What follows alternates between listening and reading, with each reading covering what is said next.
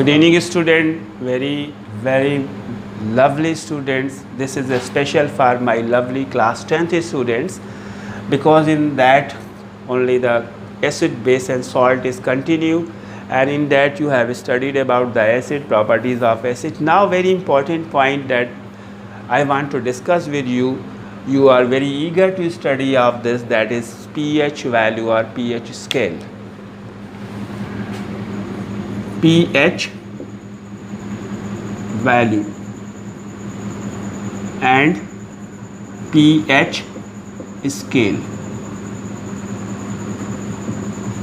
जिस तरह से हम कोई भी चीज़ का मेज़रमेंट करते हैं उसका एक यूनिट होता है, और उस यूनिट को हम किलोग्राम, मीटर, सेकेंड जैसे कह सकते हैं. सपोज़ कीजिए you want to go purchase anything, so you can say give me 2 kilogram of this thing or give me 2 meter cloth. So dear student, in the measurement of the acidic and basic nature we have to use this criteria. This is the criteria to measure the acidic or basic strength of any substance. Suppose you want to measure the acidic nature of any acid or basic nature of any base, so you have to use the pH scale or pH value. pH is the measurement of acidic or basic character of any substance. That means the main definition of pH, negative logarithm of hydrogen ion concentration, is called pH. Negative logarithm means ये है कि hydrogen की जो concentration है, hydrogen ion की जो concentration है H positive ion, या हाइड्रोनियम कह सकते हैं आप. जब आप एसिड को वाटर में मिलाएंगे तो हाइड्रोनियम बनेगा H3O.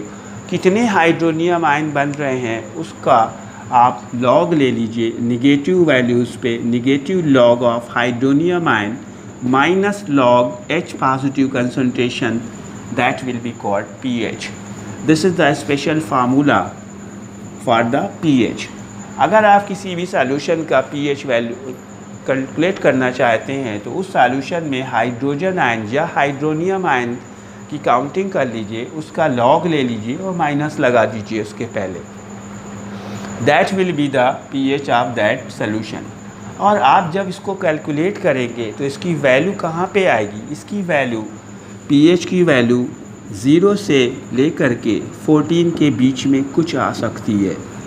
डियर स्टूडेंट, ये आपको ध्यान रखना है. कितना भी कैलकुलेशन कर ले, वैसे तो क्लास 10th में इसका कैलकुलेशन नहीं है, लेकिन हायर क्लासेस में जब आप जाएंगे तो ये आपको फार्मूले का यूज़ करना पड़ेगा. 11th में आपको pH वैल्यू कैलकुलेट करनी पड़ेगी. तो माइंड में रहना चाहिए कि pH की वैल्यू 0 से 14 के बीच में ही आनी चाहिए. किसी भी कंडीशन पे नेगेटिव वैल्यू नहीं आएगी, यानी माइनस में कोई वैल्यू नहीं आएगी, ना कोई वैल्यू 14 से ज़्यादा आएगी. अब हम अगर वैल्यू कुछ आती है 0 से 14 के बीच में, तो हम उसको कैसे डिसाइड करते हैं कि इसकी pH वैल्यू क्या है और ये एसिड है या बेस है. मैंने बताया कि pH वैल्यू 0 से 14 के बीच में आती है. अगर pH वैल्यू 7 से कम आती है, less than 7, that's mean 0 to 6.9 और 7 से कुछ भी कम आती है, so that substance that solution will be acidic in nature. That's mean उसमें acidic behavior होगा, और acidic behavior होगा तो वो ब्लू लिटमस को रेड करेगी, सारे एसिड की प्रॉपर्टी को वो शो करेगी. और अगर pH वैल्यू 7 से ज़्यादा आती है, दैट्स मीन 7 to 14 आती है, तो वो सॉल्यूशन बेसिक होगा. और वो बेसिक होगा, इसका मीनिंग है कि वो रेड लिटमस को ब्लू करेगी, या बेसिक जो प्रॉपर्टी है फिनोल्फ्थैलीन को पिंक करेगी. अगर pH वैल्यू 7 आती है तो वो ब्लू और रेड लिटमस पे कोई इफ़ेक्ट नहीं डालेगी. इसका मीनिंग वो सब्सटेंस सॉल्यूशन उसका न्यूट्रल होगा. सो डियर स्टूडेंट, अगर आप वाटर पे लिटमस डालें या लिटमस पे वाटर में डिप करें तो क्या इफ़ेक्ट होगा? कोई इफ़ेक्ट नहीं होगा. ब्लू लिटमस को अगर हम वाटर पे डालते हैं, दिस इज़ वाटर, और you are dipping the blue litmus, so it will remains blue. अगर आप रेड डालते हैं तो it will remains red, because its pH value is 7 and it will not affect on blue litmus or red litmus. So dear student, this is the pH scale or pH value. You can understand, you can calculate the formula of pH. All the acids have pH less than 7 while all the bases have pH more than 7. One more important point for you, जितना कम pH होगा, suppose कीजिए this is 7 means neutral, this is 14 and here 0. जितना कम value होगा, here 1 2 3 4 5 6 8 9 10 11 12 13.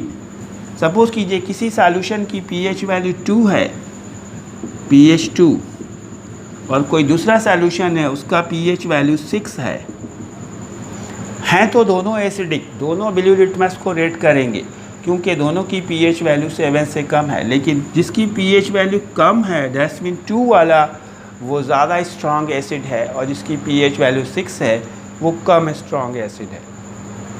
उसी तरह से जिसकी pH value ज़्यादा है वो ज़्यादा स्ट्रॉन्ग बेसिक है, और जिसकी pH वैल्यू कम है वो कम स्ट्रॉन्ग बेसिक है। यानी अगर किसी की सॉल्यूशन की pH वैल्यू 13 है और दूसरे सॉल्यूशन की 9 है तो दोनों हैं तो बेसिक, लेकिन 13 वाला ज़्यादा बेसिक है। I think you understand about the pH and pH scale. That is enough for today. Thank you. Good night.